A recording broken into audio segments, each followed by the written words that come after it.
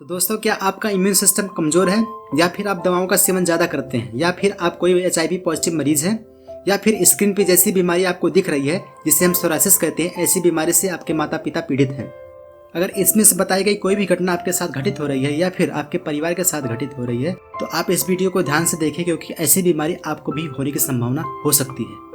तो दोस्तों, हमने पिछली वीडियो में आपको सोरायसिस क्या होता है और इसके लक्षण क्या होते हैं, इसके बारे में हमने आपको डिटेल में चर्चा बताई आपको। तो दोस्तों, सोरायसिस किन कारणों से होता है इसकी जानकारी हम इस वीडियो में आपको देंगे। तो चलिए शुरू करते हैं।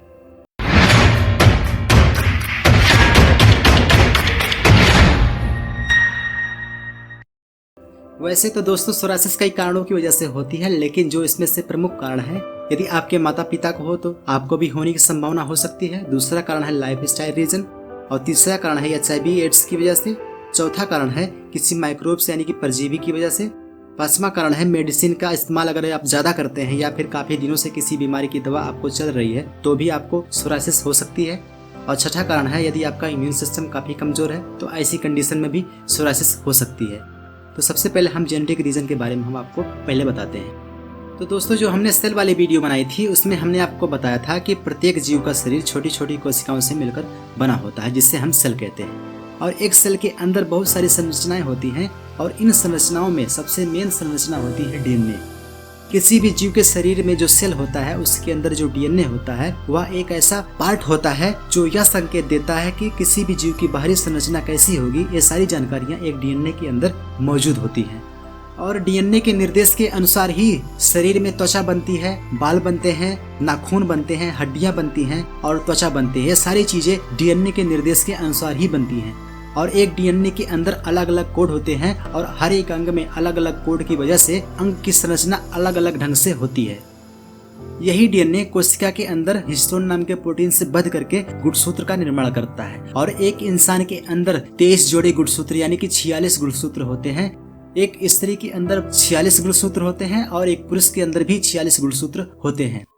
जब किसी बच्चे का यूट्रस में निर्माण होता है तो उसमें माता के 23 गुणसूत्र और पिता के 23 गुणसूत्र मिलकर के 46 गुणसूत्र वाली एक कोशिका बनाते हैं, और यही कोशिका उस बच्चे का यूट्रस में निर्माण करती है। क्योंकि हमें पता है कि किसी भी जीव के शरीर का निर्माण कैसा होगा, वो सारी जानकारियां उस DNA के अंदर मौजूद होती हैं। इसलिए अगर माता या फिर पिता के DNA में अगर सोरायसिस के रोग पैदा करने वाले DNA अगर हैं, मौजूद हैं, तो यही DNA शिशु के अंदर भी आ जाते हैं और बड़े होकर के सोरायसिस होने की संभावना उस शिशु में बढ़ जाती है। इसलिए अगर माता पिता के DNA में सोरायसिस पैदा करने वाले DNA मौजूद अगर हैं तो यही क्रम शिशु के DNA में चले जाते हैं, और यही शिशु जब बड़ा होता है तो उसमें भी सोरायसिस होने की संभावना बढ़ जाती है। इसलिए ऐसा देखा गया है कि यदि किसी माता पिता को सोरायसिस है तो उसके बच्चे में भी सोरायसिस होने की संभावना होती है। अगर 2 बच्चे जुड़वा हैं, उनमें से एक बच्चे को सोरायसिस है तो 70% संभावना है कि दूसरे को भी सोरायसिस हो सकती है। कुछ वैज्ञानिकों ने अपने शोध में सोरायसिस के लिए जिम्मेदार जीन की पहचान की है, लेकिन यह काम कैसे करते हैं यह अभी तक स्पष्ट नहीं हो पाया है। सोरायसिस के ऊपर हुए शोध से यह पता चला है कि एक कोशिका के अंदर 46 गुणसूत्र होते हैं, और इन गुणसूत्रों पर कुछ ऐसे जीन मिले हैं जो सूजन की ओर ले जाते हैं, और सोरायसिस होने के बाद इन जीनों में कुछ बदलाव भी देखे गए हैं। जीनोम वाइड एसोसिएशन स्कैन ने कुछ ऐसे गुणसूत्रों पर कुछ ऐसे जीन का पता लगाया है जिसकी वजह से अलग अलग प्रकार की सोरायसिस होती है, और इन्हीं जीनों में से कुछ भड़काऊ संकेत प्रोटीन्स के रूप में बाहर निकलते हैं जो प्रतिरक्षा प्रणाली की कोशिकाओं को प्रभावित करते हैं, जिनकी वजह से अलग अलग प्रकार की सोरायसिस होती है। कोशिका के भीतर जो छठा गुणसूत्र होता है यह 35 से 50% तक सोरायसिस की आनुवंशिकता के लिए जिम्मेदार होता है, जो एक महत्वपूर्ण प्रतिरक्षा प्रणाली के कार्यों को कंट्रोल करता है। इन सभी कारणों के चलते यदि किसी माता पिता में सोरायसिस है तो उसके बच्चे में सोरायसिस होने की संभावना बढ़ जाती है। तो दोस्तों, अब हम बात कर लेते हैं दूसरे रीजन की। यदि किसी व्यक्ति के शरीर पर कोई ऐसा घाव है या फिर कोई ऐसा क्रोनिक इन्फेक्शन यानी कि कुछ ऐसे संक्रमण है जो काफी टाइम से ठीक नहीं हो रहा है, तो आगे चल करके वह सोरायसिस का रूप ले सकता है। इसके अलावा तनाव और मौसम में परिवर्तन के चलते सोरायसिस से पीड़ित व्यक्ति में रोग बिगड़ सकते हैं। त्वचा को गर्म पानी से धोना, त्वचा पर घाव का होना और त्वचा का सूखापन होना, अत्यधिक शराब का सेवन करना, सिगरेट पीना, मोटापा, ये सारी चीजें सोरायसिस को और अधिक बढ़ा सकती हैं। अब आता है तीसरा कारण HIV एड्स की वजह से। तो दोस्तों, HIV का मतलब होता है ह्यूमन इम्यूनो डिफिशियंसी वायरस, मतलब एक ऐसा वायरस जो आपके इम्यून सिस्टम को कमजोर बनाता है, उसे हम HIV वायरस कहते हैं। तो दोस्तों जो हमारा इम्यून सिस्टम होता है उसे हम नर्वस सिस्टम भी कहते हैं और हमारे शरीर के अंदर नर्वस सिस्टम वे कोशिकाएं होती हैं जो सूचनाओं को एक अंग से दूसरे अंग तक पहुंचाती हैं।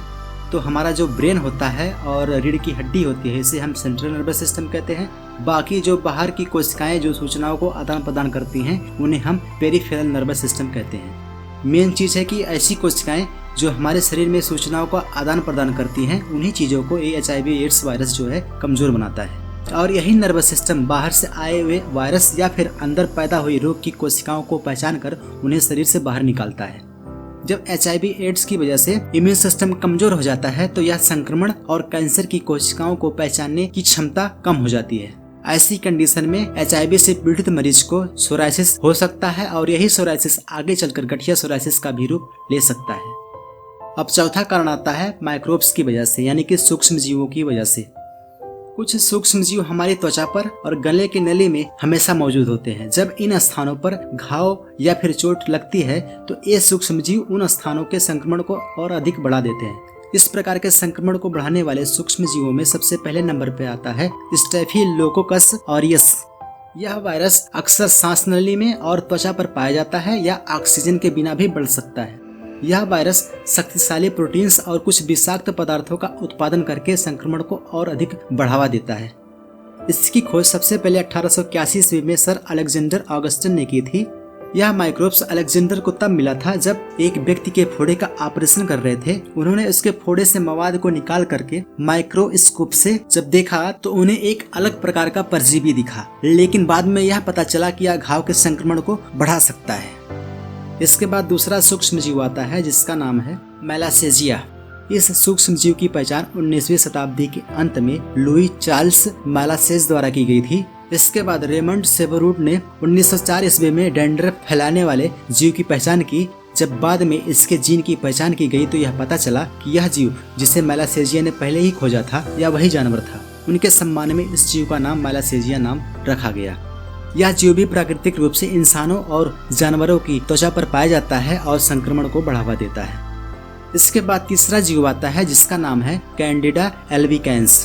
तो दोस्तों यह भी एक प्रकार का जीव है जो संक्रमण को तेज करता है और सोरायसिस को बढ़ावा दे सकता है। अब तक हमने genetic reason, life style reason, HIV AIDS और माइक्रोब्स की वजह से सोरायसिस क्यों होती है ये जाना।